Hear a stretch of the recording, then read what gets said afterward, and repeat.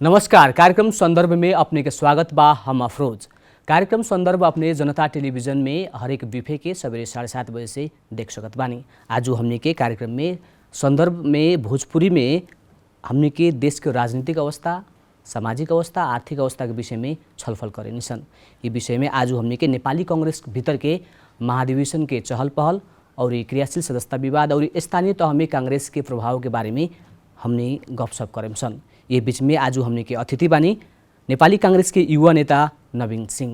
नवीन सर, अपने कार्यक्रम में स्वागत बा। धन्यवाद अफरोज भाई। अविन दिन सब क्वेश्चन बीत रहा बा कांग्रेस के महाधिवेशन के समय में। अभी कथी बा कि पूरा देश भर कांग्रेस के जितना भी कार्यकर्ता साथी लोग, कांग्रेस के शुभेच्छुक जितना साथी लोग बा, सब लोग में एगो महाधिवेशन के चहल पहल जैसा शुरू हो गई बा। प्रत्येक वार्ड से लेके, पालिका से लेके, प्रदेश सभा से लेके, क्षेत्र प्रतिनिधि सभा से, जिला प्रदेश लगायत संपूर्ण में सब लोग एकदम आतुर बा कि कम से कम कब महाधिवेशन के डेटा हो।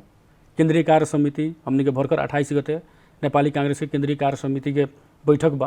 वो केंद्रीय कार्य समिति कुछ करे की जैसन लागता, एगो नया शेड्यूल लियाई की जैसन लागता। उसे अभी जितना भी युवा वर्ग के साथी लोग बा, जितना भी हमने के संगे काम करे वाला साथी लोग बा देश भर, कम से कम सब लोग में एगो इच्छा, आकांक्षा, एगो मेला के रूप में एगो एकदम लोग में उत्साह बा। जैसे भादर 16 गते से महाधिवेशन का डेट तोकल गई बा।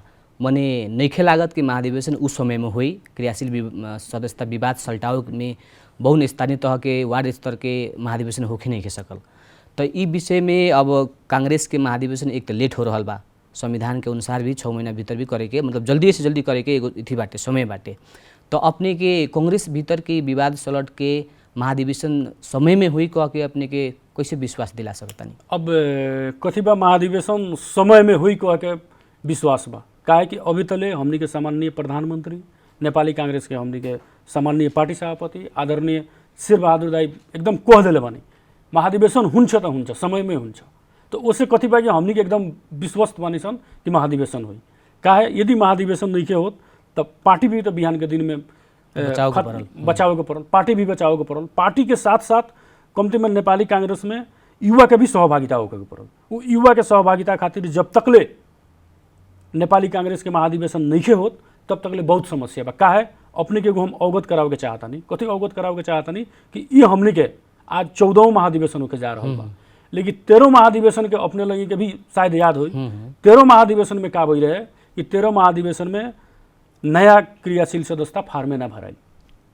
जितना युवा साथी लोग कांग्रेस में लागल बा, चाहे जितना स्थानीय चुनाव में, यहाँ तक ले कि स्थानीय एकरा पहले वाला स्थानीय चुनाव में जितना साथी लोग, बहुत साथी लोग मेयर में लड़ल बा, चुनाव जीतल बा, लेकिन आज तक क्रियाशील सदस्य नहीं, आज तक मात्र साधारण सदस्य बा। का है कि 13वां महाधिवेशन में भी नया क्रियाशील सदस्य फार्म ना भरा सकल, यही विवाद भइल।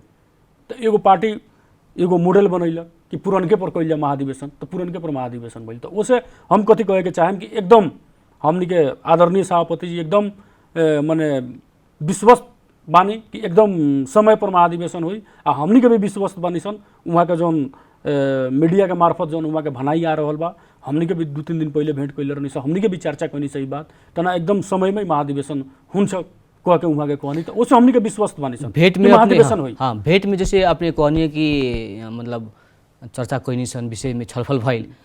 कांग्रेस भीतर के नेतृत्व कभी भी जब भी जो पुराने नेतृत्व बाटे वही मतलब अपना कब्जा में करे खोजेला। युवा लोग उ लोग के विस्थापित करे ना सकेला लोग।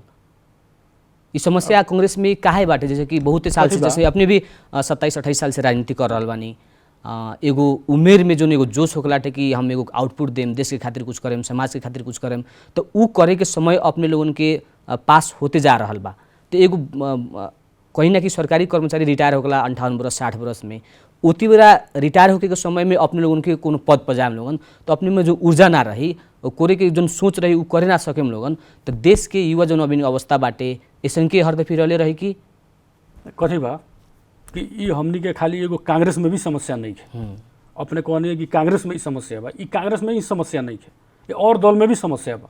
लेकिन समस्या के साथ साथ कथी बा कि आज हमनी के जे शीर्ष नेता बा, जे हमनी के आज शीर्ष नेता में बा, आज हमनी के माध्यम से आज हमनी के जौना रास्ता पर चलता नहीं सन वही रास्ता पर चल के आज उ लोग भी वहाँ पुगल बा। तो उससे कथी बा कि कांग्रेस में युवा के सहभागिता नहीं है, कांग्रेस में युवा नेतृत्व में नहीं खे मतलब सहभागिता तो बाटे सहभागिता नेतृत्व में नहीं खे नेतृत्व में भी आवे नहीं के सकत कथी बा नेतृत्व में भी आई, नेतृत्व में भी युवा आई, युवा बढ़ले बनो। आज हमनी के नेपाली कांग्रेस के केंद्रीय कार्य समिति में देखी था, आज केंद्रीय सदस्य में खास करके युवा नेतृत्व ही बा। हाँ 60 वर्ष कटल युवा नेता बाटे 60 वर्ष कैसे कटल बा हमनी के देखी, प्रदीप पौडेल के देखी, गगन थापा के देखी, उ लोग के नेतृत्व में आवे नहीं के दियात कह के भी तो बात हो रहल बा नु। जनता तो उहे सुने के चाह रहल बा कि ई लोग प्रदीप पौडेल, गगन थापा जैसन युवा के, चाहे शंकर भंडारी जैसन युवा के कांग्रेस नेतृत्व में काहे नहीं आवे देत। हर दफी शेर बहादुर देउवा, हर दफी रामचंद्र पौडेल, चाहे हर दफी कृष्ण प्रसाद सिटौला लोग के ही काहे देता लोग। युवा को समय कब आई कह के एगो जन युवा में आम जनमानस में एगो सवाल उठ रहल एगो अपने से हम पहले कथी भी कहनी है कि आज हमनी के शेर बहादुर देउवा, चाहे रामचंद्र पौडेल जी को, चाहे कृष्ण सिटौला हो, आज हमनी के जौन रास्ता पर चल रहल बानी सन, हमनी के जितना संघर्ष कर रहल बानी सन, उहे संघर्ष करके आज उस जगह पर पुगल बालो। बिहान के काल के दिन में जितना भी नाम धनी है उहे लोग कांग्रेस के नेतृत्व में पुगी। माने अभी रफ्तार तंगा धीमा बा कहीं ना ना एकदम रफ्तार धीमा नहीं के, ठीक बा अपने एकदम रफ्तार धीमा नहीं के। आज हमनी के जितना कांग्रेस के युवा नेता लोग बा, खास करके हमनी के तो नेवी संघ से प्लेटफॉर्म के आइल आदमी है, हमनी के जितना नेवी संघ के प्लेटफॉर्म के आइल युवा नेता लोग बा, नेवी संघ के केंद्रीय अध्यक्ष भइलो, नेवी संघ के महामंत्री भइलो, आज देखी ना पूरा देश भर वही लोग के चर्चा बा। आज पूरा देश भर बालो लोग, लेकिन देश भर बालो, लेकिन कथी बा कि दूसरो दर्जा में बालो, दूसरो दर्जा के नेता में बालो। आज हमनी के उहे शीर्ष नेता लोग आज दूसरो दर्जा होते हुए प्रथम दर्जा में पुगल बालो। वो नेवी संघ के बात करें, नेवी संघ में भी उहेंगे बाटे महाधिवेशन ना होखलाटे एंगे सारते सारते ले जाए के पड़ला, विघटन हो जाला संस्था। तो ये सब कांग्रेस भीतर के एगो संगठन के कथी हम स्मरण करावे के चाहता नहीं, हमनी के नेपाली कांग्रेस के अभिन के पार्टी सभापति जी के हम धन्यवाद देवे के चाहें। काहे धन्यवाद देवे के चाहें कि अभी के सामान्य प्रधानमंत्री जी शेर बहादुर देउवा जी के काहे धन्यवाद देवे के चाहें कि एकरा पहले हमनी के सुशील दाई पार्टी सभापति रहलन, लेकिन उनका कार्यकाल में नेवी संघ के अधिवेशन ना हो के सकल, अपने केंगे कोनी के अधिवेशन ना हो के सकल, नेवी संघ के ना हो के सकल, तरुण दल के ना हो के सकल। लेकिन अपने का हम स्मरण करावे के चाहता नहीं कि शेर बहादुर दाई जहिया पार्टी सभापति बनलन ओकरा ठीक साल भर के बाद नेपाल विद्यार्थी संघ के अधिवेशन भइल, जमुना के वोटिंग हमनी के सानेपा में भइल, पार्टी कार्यालय में भइल। वो प्रतिस्पर्धा से, वो चुनाव से हमनी के नयन सिंह महर नेवी संघ के अध्यक्ष बनलन कि ना बनलन, हमनी के शेर बहादुर जी करेलन कि ना करेलन। शेर बहादुर जी ने अधिवेशन करेलन, ओकरा पहले तो ना भई रहे, ओकरा पहले तो टिकट आलो को पड़ता रहे, लेकिन शेर बहादुर जी के आवते मात्र में नेवी संघ के अधिवेशन भइल यही काठमांडू में। ओकरा बाद तरुण दल एंगे नॉमिनेटेड चले कांग्रेस में। सुनिए हम बताओ तनी अपने कहनी है कि का बोला नेवी संघ भातृ संगठन के अधिवेशन ना हो के तो हमनी के नेवी संघ के अधिवेशन भइल, हमनी के वहीं तरुण दल ओबरा हम तरुण दल के केंद्रीय सदस्य भी रहनी, हमनी के उदय शमशेर राणा जी हमनी के केंद्रीय अध्यक्ष रहनी, जो एकरा पहले सरकार में ऊर्जा मंत्री रहनी। तो वहीं हमनी के केंद्रीय कार्य समिति में रहनी सन। नेवी संघ के तुरंत 6 महीना के बाद हमनी के पोखरा में अधिवेशन भइल कि ना भइल तरुण दल के। ये शेर बहादुर जी करनी कि ना करनी, हमनी के पार्टी सभापति जी करनी कि ना करनी। उ तो कथी आरोप लागला नु कांग्रेस भीतर के कथी आरोप लागला कि ई लोग की त चुनाव के बेरिया में सक्रिय होखेला लोग, की त महाधिवेशन के बेरिया में सक्रिय होखेला, बाकी समय में ई लोग के अब उतना सक्रियता ना रहेला कह के एगो आरोप भी लागेला। ना ना उ एकदम आरोप एकदम महाधिवेशन आइल तो सब केहू जैसे कि उ आरोप एकदम निराधार बा। काहे निराधार बा कि हमनी के तो खास करके हमनी के केंद्र में बैठ के राजनीति करे वाला आदमी ना है, अपने के ना मतलब हमनी के तो जिला में बैठ के राजनीति करे वाला आदमी है, हमनी के अपन परसे जिला में बैठ के राजनीति करे वाला है, आ हमनी के ग्रास रूट में काम करे वाला आदमी है। हमनी के वार्ड से लेके टूल से लेके गांव से लेके घर से लेके प्रत्येक घर घर के समस्या सामाजिक हिसाब से भी आर्थिक हिसाब से भी, कोई समाज में हमनी के दबल बा दलित बा कोई दबल बा ओकरा के उत्थान हमनी के केंगे कइल जाओ। खाली हमनी के कांग्रेस के लोगो लेके जाइल जाई तो उ भी ना भइल नो। हमनी के समाज में पिछड़ल बा जे दलित बा एकदम समाज में बोले नहीं के सकत, ओकरा से कोई एकदम विभिन्न किस्म के माने ना समझ खानी व्यवहार करता, ओकरा के हमनी के आगाड़ी केंगे लियावल जाओ। ई सब चीज पर हमनी के काम करनी चाहिए। कांग्रेस के जितना युवा साथी लोग बा, कांग्रेस के जितना युवा नेतृत्व लोग बा, जितना नेवी संघ से तरुण दल से प्लेटफॉर्म से आई लोग बा, कम से कम हमनी के सामाजिक क्षेत्र में भी काम करनी चाहिए। नेवी संघ के जैसे नेवी संघ के बात करें, नेवी संघ विद्यार्थी संघ समस्या समाधान करला या ओकर बात उठावेला कह के हमनी देखे नहीं सन। मने अभी कोरोना काल में देखी +2 के विद्यार्थी संघ के एग्जाम स्थगित भइल बा, उहे टीयू ओकर एग्जाम ले रहल बा। तो ये एक एगो मतलब सरकार माथा चले वाला परीक्षा प्रणाली में एगोड़ा के एग्जाम ले के एगोड़ा के स्थगित करे के उससे विद्यार्थी सब में मानसिक समस्या मतलब एगो उत्पन्न भइल बा एगो समय में भी। तो नेवी संघ भी तो आवाज उठाओ के पड़ल कि एकदम नेवी संघ आवाज उठैले बा, एकदम नेवी संघ आवाज उठैले बा, 77 जिला में आवाज उठैले बा। कथी बा कि अभी एग्जाम से ज़्यादा विद्यार्थी के सुरक्षा भी चाहिए। एग्जाम तो हमने ऑनलाइन भी ले सकत नहीं, ठीक बा। विद्यार्थी कोरोना आयल, विद्यार्थी के समस्या बा, विद्यार्थी के शैक्षिक समस्या तो एकदम नत कहीं ऊपर तो मने कोनो मने मापेदंड नहीं है, इतना मने विद्यार्थी के भविष्य के संगे खेलवाड़ भइल। ई कोरोना आके कैलक, लेकिन कथी बा ऊ तो खेलवाड़ कैलक, शिक्षा में भी समस्या भइल, एने विद्यार्थी के जान से भी खेले के ना पड़ल।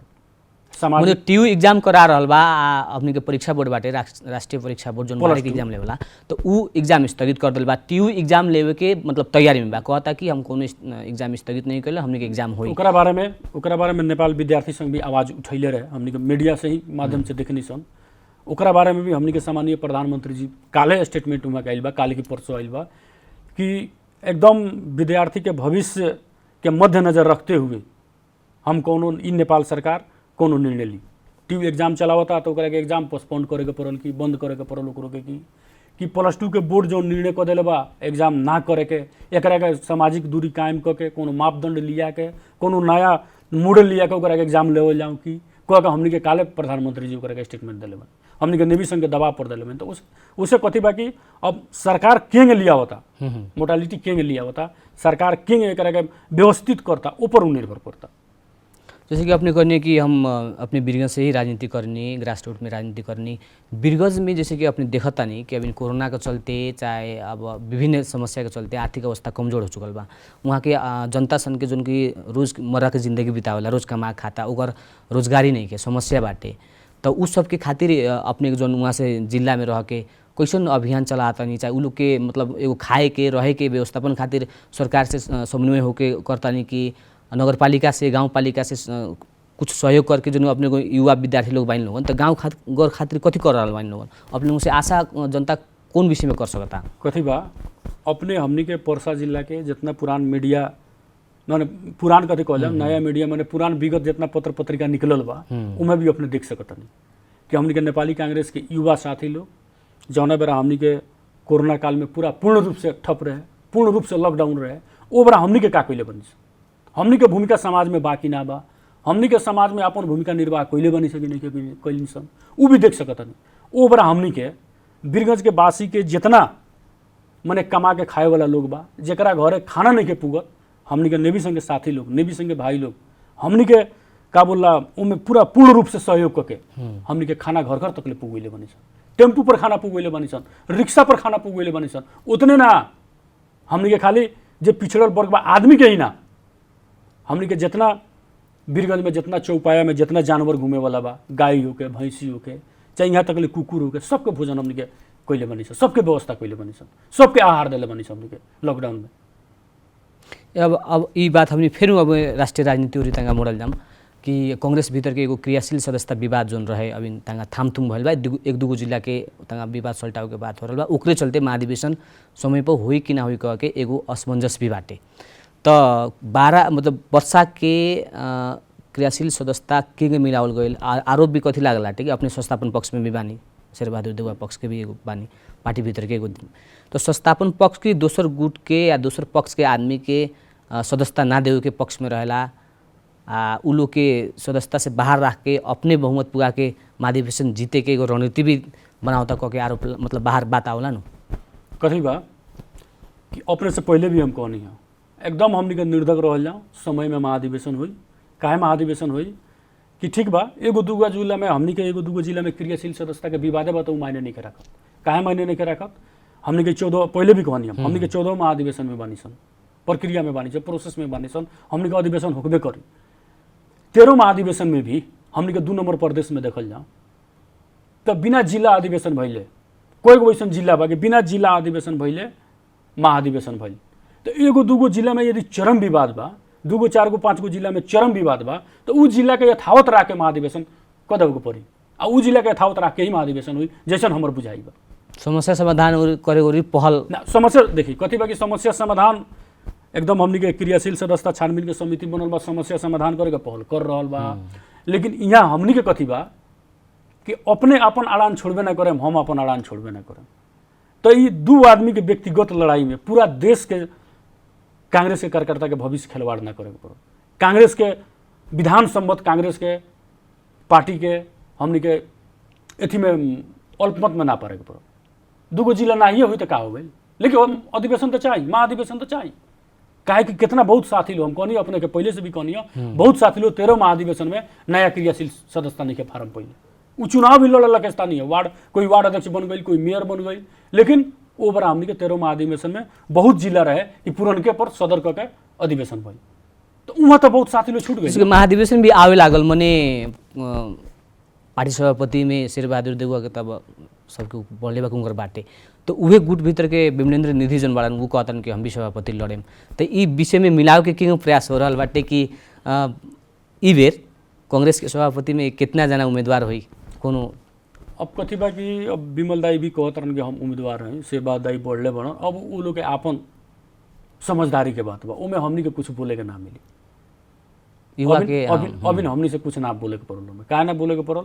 अब बयान शेरबहादुर दाई विमल दाई से केंगे बात करियन, अब विमल दाई केंगे शेरबहादुर दाई से बात करियन, उ लोग के आपसी मामला बा, उमें हमनी के कुछ ना कर सकत। अच्छा ई बेर हाँ, लेकिन इतने बुझी कि ई दोनों आदमी अलग नहीं है शॉर्टकट में, मैंने शॉर्टकट ई बेर के पदाधिकारी में अपने लोगों ने जैसन युवा चाहे अपने लोगों के उम्र के हारी फारी मतलब हेर फेर के युवा पदाधिकारी में आ सकता कह के हमने विश्वास मतलब आश कर सकता नहीं सर? एकदम आश करी। काय आश करी कि अबकिर के महाधिवेशन में चाहे कोनो टीम से होके एकदम युवा आई, पदाधिकारी में युवा आई। अभी पदाधिकारी में युवा ना आई तो आवे वाला दिन में नेतृत्व वर्ग में युवा पुगी केंगे, समस्या ये भी बा। तो उसे हमने के एकदम निर्धक पूर्वक रह जाओ कि अबकिर के महाधिवेशन में पदाधिकारी में खास करके हमने के नेपाल विद्यार्थी संघ, नेपाल तरुण दल से आबद्ध लोग आयल बैकग्राउंड के लोग पदाधिकारी में आई। एकदम हमें विश्वास कांग्रेस भीतर के राजनीति में कथी एगो आलोचना होखेला नु कि युवा लोग उ हिम्मत करे ना सकला लोग, उ आँट दिखाव ना सकला लोग, नेता लोग के दाई दाई कहे के एगो परंपरा में बाटे कि तंगा एगो शब्द कहल जाम तो झोरा बोके वाला प्रवृत्ति रहेला, नेता के रिझावे वाला एगो प्रवृत्ति रहेला, उनका के रिझा देम तो कुछ हमरा पद मिल जाई कि अपना से एगो नेतृत्व ले वाला सके वाला आँट ना कर सके वाला मन होकला नु, नेतृत्व के चुनौती दे सके वाला उ लोग में क्षमता ना हो सकेला, उ लोग में अपने आत्मविश्वास नहीं खे कि का युवा सब काहे नहीं खे मतलब आवे सकत उ जिला से सोचल जाता। कथी बा अपने एगो चीज कथी बुझी, अपने कहनी है कि युवा लोग अपन शीर्ष नेता के दाई दाई कहेला, मतलब हाँ नेपाली कांग्रेस कथी है विचार आ सिद्धांत पर राजनीति करे वाला दाई दाई के मतलब हम उ संस्कार तो हमनी के दाई कह के बढ़ाई बा मने हमर बात करे सुनी। नेपाली कांग्रेस एगो अनुशासित पार्टी है। नेपाली कांग्रेस आपन कार्यकर्ता के एगो अनुशासन के प्रशिक्षण देला, अनुशासन के एगो कार्यक्रम करेला।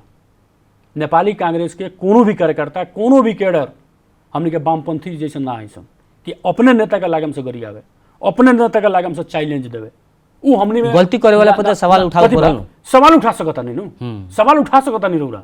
लेकिन कथी बा मर्यादा क्रम के भीतर, मर्यादा क्रम के बाहर नेपाली कांग्रेस से के राजनीति करे वाला कैडर, नेपाली कांग्रेस में आस्था विश्वास रखे वाला, डेमोक्रेट में विश्वास रखे वाला साथी लोग क्रियाशील सदस्यता विवाद कभी भी अपना नेता के गलत नहीं के बोल सकता। क्रियाशील सदस्यता के छानबीन करेला सदस्य ऊपर हाथ पात भी भल तो नेवी संघ के कार्यकर्ता चाहे कांग्रेस भीतर के कार्यकर्ता रहे कि ना रहे उ सब कथी बा कि उ हाथ पात भइल सिंधुपाल चौक में, हमनी के न्यूज में सुननी, सिंधुपाल चौक जिला के रहलन, सिंधुपाल चौक जिला में हमनी के 2 नंबर प्रदेश के श्याम घिमिरे दाई रहलन गइरलन हो जा। अब वो हाथ पात भइल केंगे भइल ना भइल ओकरा बारे में हमनी के डिटेल पद नहीं खे मिलत तो ना डिटेल दोनों भी हाथ पात करता कि डिटेल था नहीं खे। लेकिन कथी बा कि वहाँ हाथ पात नहीं के भइल हमरा जैसन लागत नहीं जही झगड़ा सदस्यता मने कथी बा कि हमर विषय कथि रखन उ हमर प्रश्न कथि रखन कि कांग्रेस भीतर हमनी के भोजपुरी कार्यक्रम हमनी के गांव घर में लोग कहेला एक हाथ के ककर या 9 हाथ के बिया लोग बनावेला, तो ओइसे ही एना हुई बा तनका झरका झरकी भइल।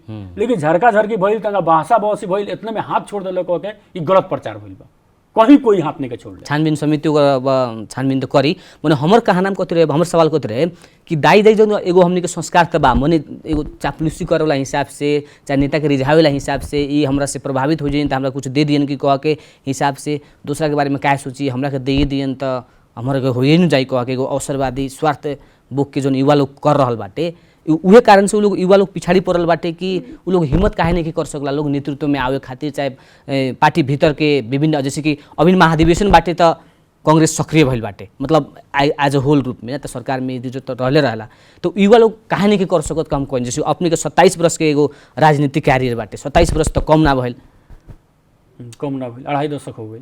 तो अपने लोगन के लागेला कि कांग्रेस भीतर हमनी के भविष्य के लाखा बाटे, हमनी कथि कर सकेम सन? देखिए कथी बा कांग्रेस भीतर हमनी के भविष्य बा, युवा के भविष्य बा।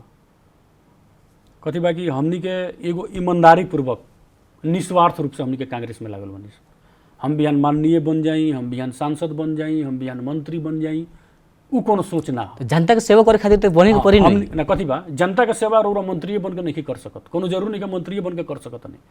रौरा गांव घर में भी रह के, जिला में भी रह के, हम अपने से पहले भी कहनी है, अति पिछड़ा जे लोग बा, समाज से जे दबल लोग बा, ओकरा के हमनी के उठावे ला काम कइल जाओ ना। कोनो जरूर नहीं कि मंत्री बन के कइल जाई, कोनो जरूरी नहीं है। कांग्रेस में हमनी के लागल बानी सन, डेमोक्रेट विचारधारा के हई सन। हमनी के कुछ मिले ना मिले, लेकिन देश के जनता, आम जनता सुखी संपन्न से रहो, कोई के कोई हेला मत करो, कोई के कोई हे दृष्टि से न देखो, ये हमनी के सोच। ये हमनी के कांग्रेस में लागल, कांग्रेस के पृष्ठभूमि के युवा के सोच। आज वही से हमनी के कांग्रेस में, आज देखी ना अपने कहता नहीं कांग्रेस में युवा के भूमिका नहीं है। आज हमनी के कांग्रेस के प्रवक्ता के बा देखी तो युवा बाकी ना बा, विश्व प्रकाश शर्मा जी तो युवा नहीं हुआ, आज बढ़न की ना बढ़न। आज हमनी के केंद्रीय कार्य समिति में देखी तो लिस्ट उठा के देखी ना, युवा बाकी ना बा।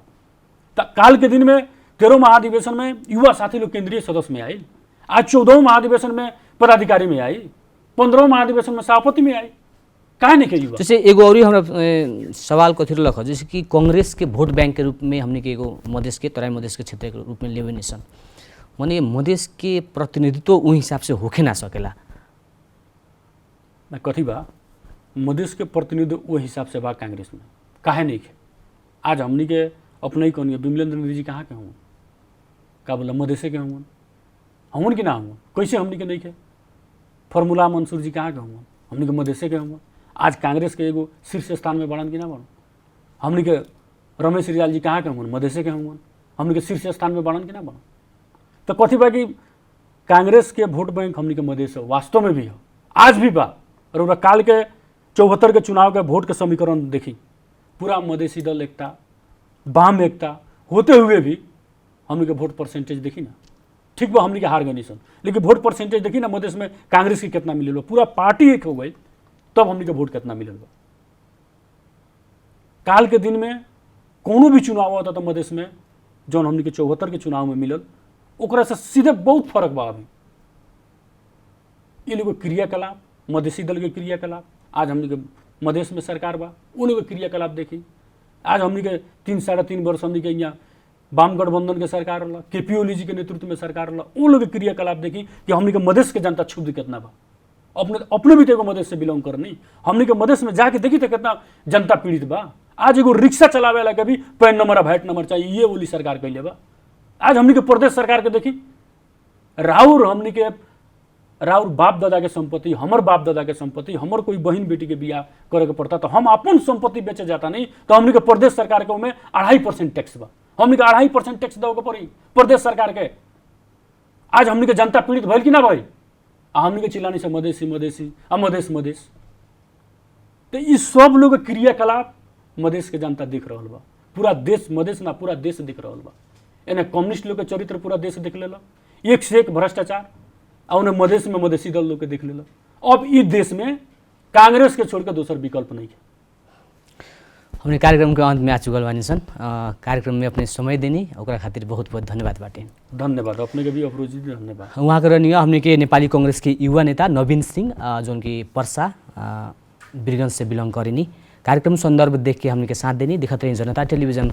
नमस्कार।